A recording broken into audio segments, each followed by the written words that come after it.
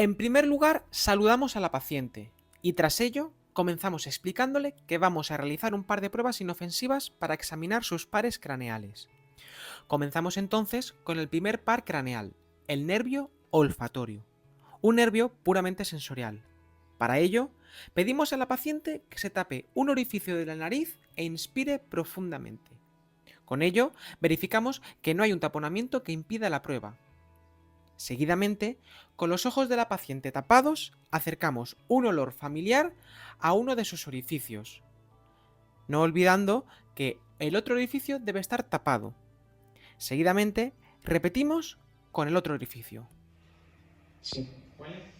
Café. Vale, efectivamente.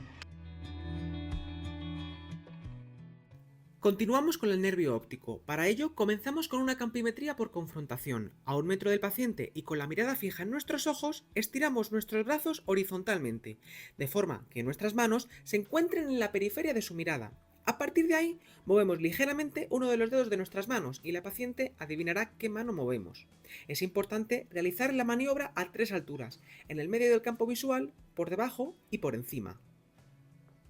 Tras ello, usamos un optotipo para evaluar la agudeza visual, en este caso el de Rosenbaum, que se coloca a unos 40 centímetros del paciente y este tiene que leer la última fila. Si no pudiese, continuaría intentándolo con la penúltima, y así hasta llegar a su nivel de agudeza.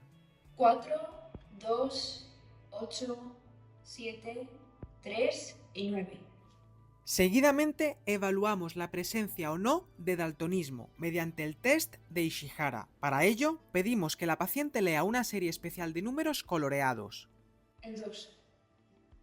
El 16. 6.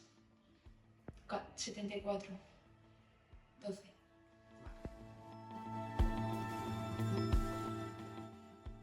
Después continuamos con la musculatura extrínseca del ojo. Enfrente de la paciente pedimos que siga nuestro dedo, acercándolo y alejándolo de su nariz, y dibujando en el espacio la letra H, dado que esto activaría toda la inervación que controla la musculatura extrínseca del ojo, gracias a la variedad de movimientos. Seguidamente, con una mano perpendicular a la nariz, tapamos los rayos de luz que se nos pueden escapar hacia el otro ojo, y entonces iluminamos el ojo derecho para evaluar su reflejo fotomotor directo. Después, iluminamos el ojo izquierdo para evaluar el reflejo fotomotor consensuado también del ojo derecho. Repetimos tras ello el proceso, pero esta vez con el ojo contrario, evaluando así parte de la inervación de la musculatura intrínseca del ojo. A continuación, evaluamos la parte sensorial del nervio trigémino, empezando por acariciar con un algodón las 3 ramas de este quinto par para evaluar la sensibilidad superficial. En primer lugar, la rama oftálmica, después la maxilar y terminamos con la mandibular. Repetimos después este proceso, pero esta vez desde el otro lado. Cuando hemos terminado, tenemos que volver a repetir todo el proceso de nuevo, pero ahora con un objeto puntiagudo para evaluar la sensibilidad profunda del nervio.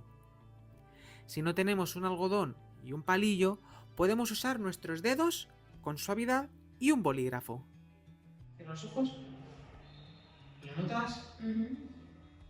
¿Lo notas? ¿Lo notas? Sí. Vale. Tras ello, evaluamos los músculos de la masticación, que son el masetero, el temporal y los pterigoideos. Pedimos a la paciente que cierre fuerte la boca y comprobamos el tono muscular de ambos temporales y después de ambos maseteros. A continuación, colocamos la mano debajo de su mandíbula y pedimos a la paciente que abra la boca en contra de nuestra resistencia. Por último, evaluamos el reflejo masetero. Para ello, pedimos a la paciente que abra muy ligeramente la boca y colocamos nuestro dedo índice encima de su barbilla. Con un martillo neurológico golpeamos suavemente nuestro dedo, comprobando que, tras el golpe, la boca refleja una pequeña intención de cierre.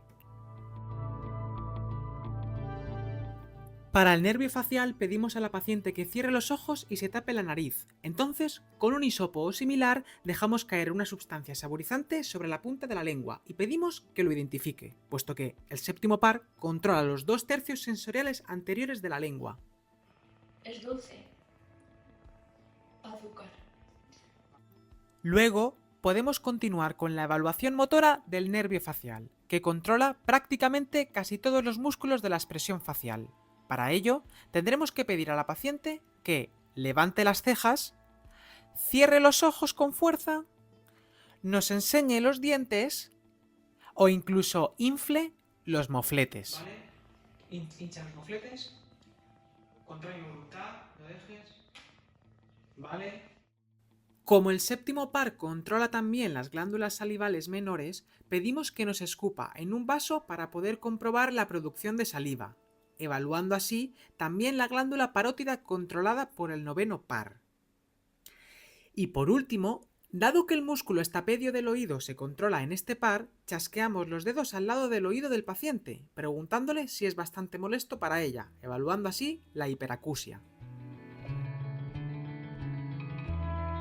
Para el octavo par, primero colocamos las manos detrás de las orejas de la paciente y muy ligeramente frotamos los dedos de una de las dos manos, preguntándole que adivine qué mano está siendo frotada. Seguidamente realizamos el test de Weber golpeando un diapasón y colocándolo en el centro superior de la cabeza. La paciente reconocerá por cuál de los dos oídos escucha más la vibración, siendo lo fisiológico no notar una diferencia o lateralización del sonido. Para ello, le preguntamos por cuál de los dos oídos escucha más la vibración. Las dos. Para complementar el test de Weber, añadimos también el test de Rine. Aquí golpeamos el diapasón y lo colocamos detrás de la oreja, apoyado justo en la apófisis mastoides. Cuando la paciente deje de percibir la vibración, pasamos a colocar el diapasón directamente al lado del oído, siendo fisiológico continuar escuchando la vibración. Ya. Ya. Los pares noveno y décimo se evalúan conjuntamente, comenzando por comprobar que la úvula o campanilla no tiene una desviación hacia uno de los lados, sino que está recta. Además, para el control de la musculatura fonética, preguntamos a la paciente que nos cuente qué ha hecho hoy.